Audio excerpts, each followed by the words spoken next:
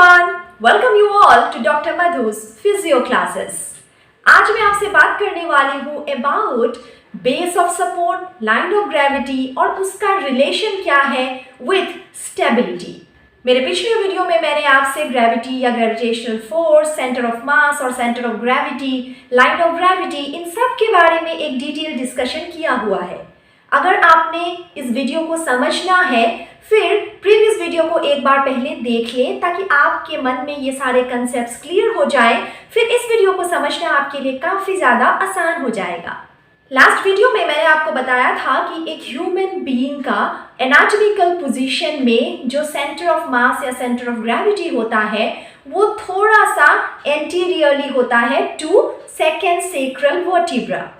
लेकिन आप सभी को पता है कि हम ह्यूमन बीइंग्स हमेशा तो एनाटॉमिकल पोजीशन में नहीं रह सकते. एनाटॉमिकल पोजीशन क्या है इस बारे में भी मेरे प्रीवियसली पब्लिश्ड वीडियो में मैंने डिटेल्स में समझाया हुआ है. आप उस वीडियो को भी चेक कर सकते हैं. तो मैं ये कह रही थी कि बराबर पोजीशन चेंज चूंकि हम ह्यूमन बीइंग्स करते रहते हैं तो विथ एवरी पोजीशन चेंज हमारा सेंटर ऑफ ग्रेविटी चेंज होता है.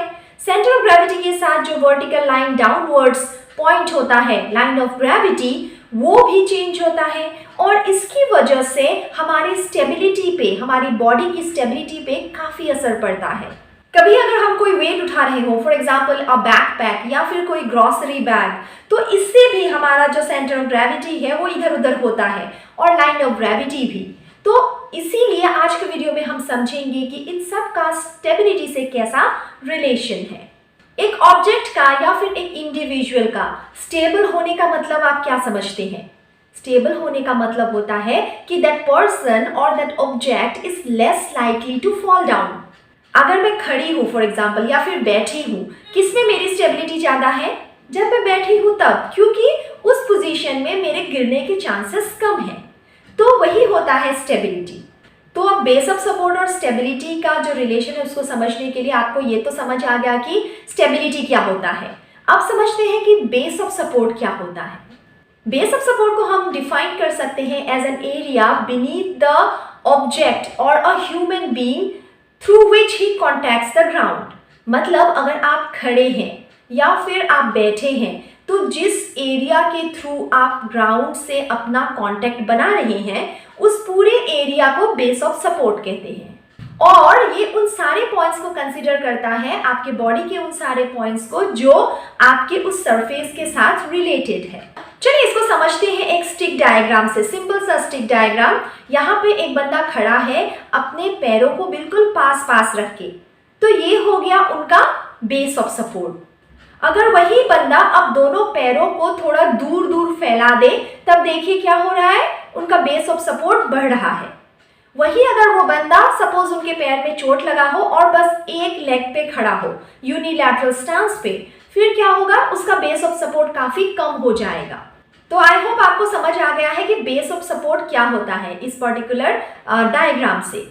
अब बेस ऑफ सपोर्ट का कैसे स्टेबिलिटी से रिलेशन है तो इसी स्टिक डायग्राम से अब ये समझते हैं कि जब एक बंदा खड़ा है दोनों पैरों पे तो उसका सेंटर ऑफ ग्रेविटी हो गया ये around S2.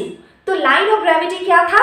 It is a straight line which is directed always downwards from the centre of gravity towards the earth. तो ये हो गया इनका लाइन ऑफ ग्रेविटी. तो पहला सिचुएशन ये होता है कि फॉर एन ऑब्जेक्ट और a human being to be stable उनका जो लाइन ऑफ ग्रेविटी है वो हमेशा बेस ऑफ सपोर्ट के अंदर आना चाहिए. नॉट नेसेसरली कि बेस ऑफ सपोर्ट के मिडिल में ही आए. एक इंसान अगर लेफ्ट या राइट थोड़ा मुड़े भी फिर भी अगर ये line of gravity base of support के बीच में है, with in the base of support है, फिर वो बंदा नहीं गिरेगा, ही विल बी स्टेबल. लेकिन अगर एक बंदे का जो बेस ऑफ सपोर्ट है वो काफ़ी कम है, मतलब उन्होंने पैर को बहुत चौड़ा नहीं फैलाया हुआ है, बिल्कुल आसपास रखा हुआ है, फिर क्या होगा, खड़े रहते वक्त तो वो बंदा स्टेबल रहेगा क्योंकि line of gravity base of support के विद इन ही जा रहा है. लेकिन जब वो बंदा लैटरल एक्सकर्शंस करेगा या फिर आगे पीछे जाएगा तो बहुत चांसेस होते हैं कि line of gravity base of support से बाहर चला जाए. ठीक है, तो इसीलिए ये कहा जाता है कि अगर बेस ऑफ सपोर्ट बड़ा हो तो लाइन ऑफ ग्रेविटी के पास ये फ्रीडम रहता है कि वो ज़्यादा मूव करे और स्टिल उस बंदे की जो स्टेबिलिटी है वो मेंटेन रहे क्योंकि line of gravity with in the base of support है. एक अगर हम डे टू डे लाइफ की एग्जांपल ले लें, सपोज आपको ये आगे झुककर कुछ लेना है। अगर आपको आगे झुककर कुछ लेना है, आप यूजुअली क्या करते हैं, अपने एक पैर को आगे की ओर बढ़ाते हैं ताकि आपका बेस ऑफ सपोर्ट बढ़ जाए और आगे लीन होकर जब आपका सेंटर ऑफ ग्रेविटी भी आपका चेंज हो रहा है उस दौरान भी आप ना गिरें। अगर आप ये कोशिश करेंगे कि एक जगह पे स्टैटिक दोनों पैरों को रख के आगे झुककर कुछ लाएं, फिर क्या होगा, आप गिर जाएंगे।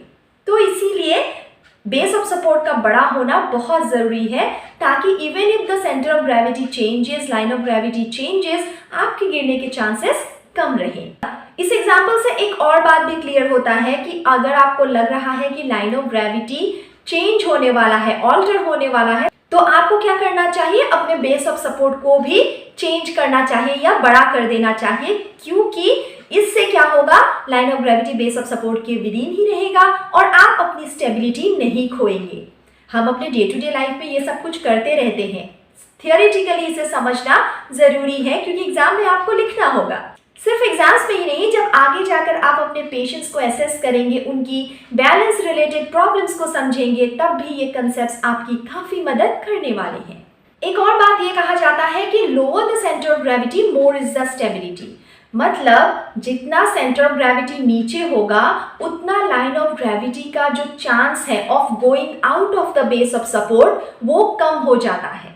फॉर एग्जाम्पल, अगर आप खड़े हैं, ठीक है, जब आप खड़े होते हैं तो बहुत चांस होता है कि आपका line of gravity base of support से बाहर जाए जब आप इधर उधर करें, तो इसीलिए आपकी स्टेबिलिटी कम मानी जाती है in comparison to a sitting position, जबकि आपका सेंटर ऑफ ग्रेविटी थोड़ा और नीचे की ओर होता है, लोअर होता है, और लाइन ऑफ ग्रेविटी की जो लेंथ होती है वो भी कम होती है और उसके एक्सकर्शन के जो चांसेस होते हैं वो भी मिनिमल होते हैं। तो lower the centre of gravity more is the stability. तो इस सारे डिस्कशन से हम 3 पॉइंट्स पे उभरते हैं। पहली बात है कि लाइन ऑफ ग्रेविटी हमेशा बेस ऑफ सपोर्ट के अंदर होना चाहिए अगर एक ऑब्जेक्ट या एक सामान या एक इंसान को स्टेबल रहना है।